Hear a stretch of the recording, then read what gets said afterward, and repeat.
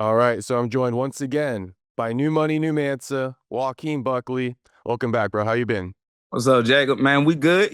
Things is moving along. The news is already out there, man. I'm on Overdog's podcast with Mike Perry. And it's been good right now. Being able to just really express myself how I feel like I really need to express myself to the world, and not being, I feel like what they called had to be filtered, and really kind of give my authentic self. I feel like with being on a platform and give me a place where I can speak to other fighters, man, and really give my point of view on a lot of different things. I feel like I get to re-inform the fans on certain stuff. So it's pretty dope right now. Okay, for sure. How's the relationship with Mike Perry been and all that? Because you Oh guys are man, two kind of like bold personalities. So yeah, how's it yeah. been? Me and Mike been good, bro. Me and Mike being good. I truly believe that our personalities, man, being so, strong. I believe that, a lot of things that we joke about or a lot of things that we take serious, we can really kind of bounce off of one another and not really, what I'm saying, feel intimidated by each other, whatever, and just be confident in what we say. And I truly believe that just the contrast of personalities, man, between me and him, I think it's just only the fans is gonna love it, because at the end of the day, with me and Mike Perry, regardless of us, being crazy athletes in the cage or in the ring, I believe us speaking our mind on the fight game is gonna be very entertaining to watch. Got you. Who have you interviewed so far? You did one recently, right? Joe Pyfer or Uh, something? yeah, can't get that news out yet, nigga. Oh, my bad, my bad. Yeah, yeah. So they ain't out yet. But even then, still to answer the question. So, a couple interviews that we've already done is with dirty boxing athletes. So we have talked to, Jess, who is actually main eventing in Houston come this upcoming weekend. She is fighting next week on Friday, January 30th, which is going to be, a nice fight. She's going to get against a girl named Paula Betancourt. As well, they have some heavyweight fighters that's in there that we spoke to. As well, we talked to a couple other athletes, man, that's from Houston, like what's her name, Killer B, and she's gonna be making her debut at Dirty Boxing. And yeah, so being able to talk to these athletes, man, and seeing, how they are maneuvering with a brand new promotion like Dirty Boxing, it seems like they loving it. They love the rule set there, where because you don't have to grapple, right? They don't have to wrestle, anything of that nature. But it's a fun rule set where, yet again, it's everything hand to hand combat, right? So you can do spinning back fists, you can throw elbows, right? You can do everything, anything with the upper body, right? That's what you can throw. And if you knock your opponent down, you can also, get a little bit of ground and pound in. But a lot of people that, getting tired of the wrestling and just the holding, right? Dirty boxing is that next wave. Yeah, I think they got something going there, and then John Jones is behind it too. So I'd like to see where they're at like a year from now, 2 years from now. I think a lot of fans do kind of like fuck with it though, which is really difficult. A lot of these promotions have a hard time getting off the ground, but Dirty Boxing has like the cosign from all the fans. So I think they're gonna have some good things coming in the near future. No, they got a big wave. And then, like you said, John Jones being behind it too is going to be extra, help. Yeah. Um, Having a person like Gable, Stevenson, right, going out there knocking dudes out, right, in dirty boxing when everybody see him as just a pure wrestler. I think it's a great starting point for guys that's really trying to get their feet wet and then learn how to strike. And I believe that dirty boxing, a lot of wrestlers can kind of transition over to dirty boxing because you still can clinch, right? You can still dirty box, which is very important. But if you want to get used to being on your feet, I think dirty boxing is the way. Yeah. Brian Battle had that nasty SKO. Did you see it? A member of the Nick Diaz team where Brian Battle dropped him and then homie thought that like it was paused for a second, but you can still hit him a Yeah, little bit yeah, when they're on yeah. the I saw ground. So that. It he hit was him dirty crazy. one Yep. time. Yeah. And then is that the same one with the where he had the speech? All Yeah, right. where he had that crazy ass speech Yeah, after yeah, that. yeah. Yeah. Shout out to Nah, Brian yes. Battle. Now he's with PFL, if you didn't see that. Okay, yeah. So that's a beautiful thing for him, right? And it seems like dirty boxing is not holding guys back from making opportunities and getting money. And because a lot of platforms, a lot of promotions that people will fight for, right? They'll try to keep their athletes where they at, and don't give you opportunity to kind of shop around. But just where the game is at, where you got PFL, you got karate combat, you got the one, what I'm saying, and now you got dirty boxing, there's avenues for fighters where you can, kind of work around, and get money. Oh shoot, and bare knuckle boxing. Yeah, bare knuckle as well. Okay. So speaking about you though, going back to our last conversation, lots of call outs. You've been out for a minute, you're still out, no announcement of a fight. Shavkat, I think he went ghost on us, at least on Definitely you. went ghost. But since then, you've been calling out Bilal and stuff like that. So I mean, what's the holdup? What's the word on when you're returning to the Octagon?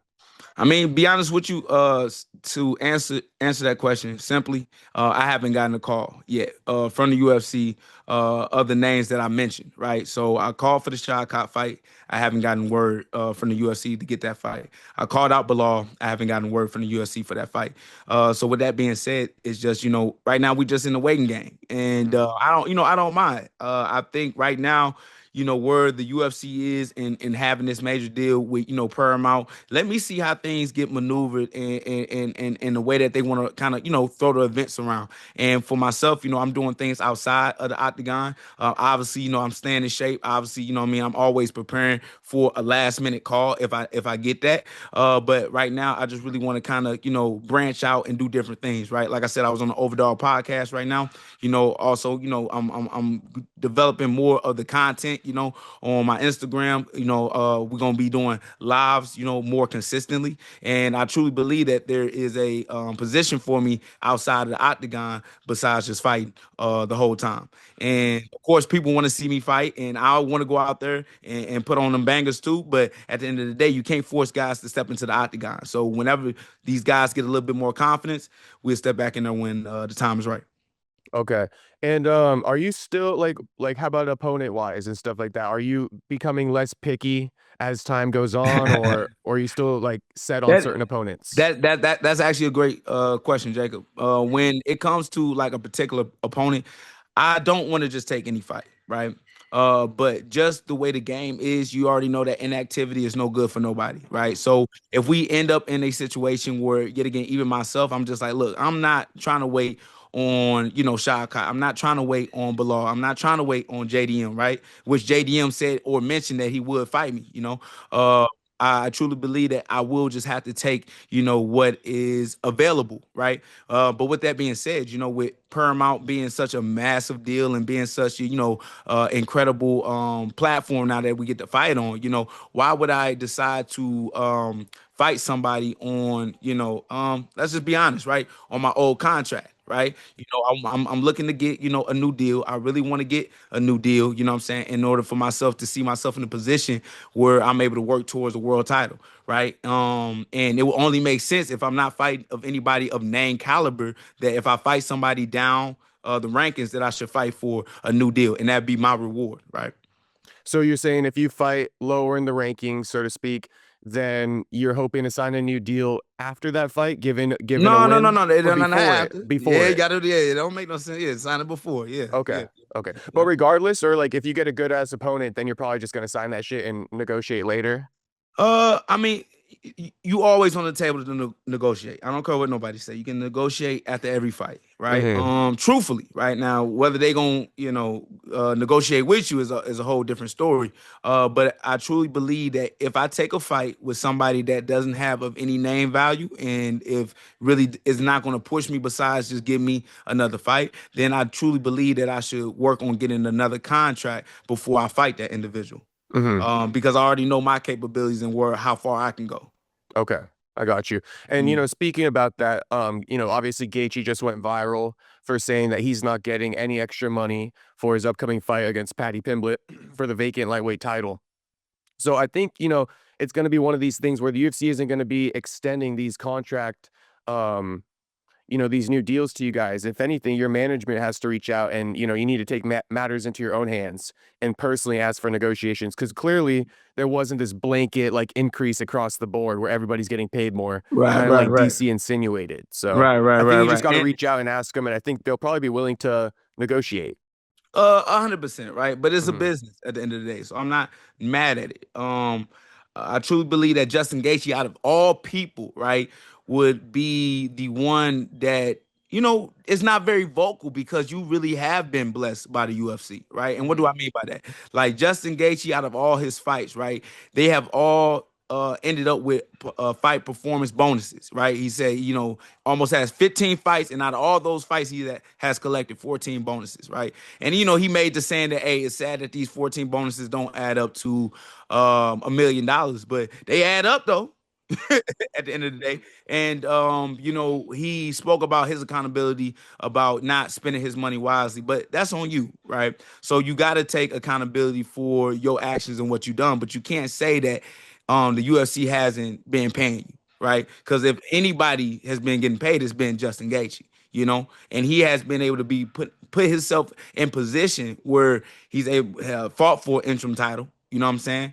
And fought on main events countlessly. You can't tell me you ain't made no money, just Mhm. right. But it is true in disparity that everybody might not see the benefits, right? Like everybody else, because at the end of the day, what do you bring to the company? How are you building your name? How are you making yourself exclusively somebody of a star power, right? And creating a niche for yourself where fans is only watching the event because of you. And that's one thing that I do want to remind fighters on. So when you negotiate, bring something to the table besides us just throwing our fists in our feet. How are we bringing more fans to the table? And that's one thing that I know that I'm bringing to the UFC. There is no argument that I'm one of the most watched outside of the Octagon, especially when it comes to my viral content. And that's what gives me room to negotiate with the UFC, right? But I cannot say for a fact that pay is not going to go up. I don't know that. You know what I mean? I'm not behind those closed doors, right? I can only assume. I can only assume because this business has been, in the green. And what do I mean by that? They've been making money from sponsorships, from streaming deals, right? From being bought from endeavors, I'm sure there is some money to hand out, right? So I can only assume that pay is only going to increase with all the different financial opportunities that come with being with the UFC. Yeah, and I think those bonuses are gonna go up too. I know that this one's gonna be a special one. I think Dana agreed to like 350K bonuses for this event. Oh, But he did? hopefully, I think he All did. right. Hey, Gene let's Silva keep him pressed there. him. I'm Yeah, still a little salty that they stopped him as soon as it got to my event, I because know, right? when they made it the 300, right? Yeah. I did my call out in St. Louis and everything of that nature, right? But it was right after I think Bilal and Leon, they had fought each other, right? And Bilal ended up taking Leon belt. That's when that's when Dana was like, yeah, it seems like 300K ain't gonna make nobody fight hard. Shit, that make me fight hard. Dana loves that narrative, though. It's like, bro, come on. These guys are gonna fight even harder for 300K. So bump up the bonuses in general So, after this fight. Bump it up to six figures at the very least, in my opinion. I agree 100K. with you, but hold on. So yet again, right? And it ain't me trying to be buddies with Dana. I'm just telling my honest truth. Money is not gonna make guys fight harder. Certain people, right? It depends on what your drive is as a fighter, and it depends on what your motivation is as a fighter, right? And sometimes money is not the option for some guys. Some guys just like to be under the lights. Some guys just want to be seen as a winner, and that's where the motivation comes from. My pure motivation on why I became a fighter is strictly financial, right? Was to change my life, to change, the outcome of what my grandmother is dealing with, right? And like I told you before, with her having Lou Gehrig's disease, I have my auntie that's taking care of her 24/7, and to be honest with you, right, I can't afford a full, person to come in and nurse for my grandmother right now, and it takes a lot of money to do that, brother, right? So with that being said, I'm the type of person that is motivated. If you put some money on the floor, I'm going to get it, you know. But yeah, certain fighters out there, and yet again, you put 300K on the line, and guys will still try to go to a decision with that. And it's sad to say that, but yeah, sometimes money doesn't motivate a fighter to fight, and that's I the feel to you. be honest. Mhm. That is true. But hopefully those guys don't ruin it for guys like you, Yeah, right? 100% Yeah, yeah. right. Hey, speaking of your aunt and your grandma, real quick. Hopefully Yeah, your grandma's doing well and stuff. But is there a way where she could like get employed by the state to take care of your grandma, so she gets yeah. paid So instead of we like you working. guys have? Yeah. Yeah, we working towards that. Okay. The laws, man, a lot of stuff been going on since Trump been in, so Okay. With that being said, we just waiting, right, and until somebody reaches back out to us because we've been filling out forms and everything, man, to try to get my auntie, what the services that she's giving my grandmother for her to get paid through the state, Right. right, Okay. 100%, Yeah. So you guys and are on that already. yeah, one hundred Yeah, percent. because I think it's good money too. It's decent, Yeah, better than it's that, something. Right now it's Yeah. coming out of my pocket. Right, right. Okay.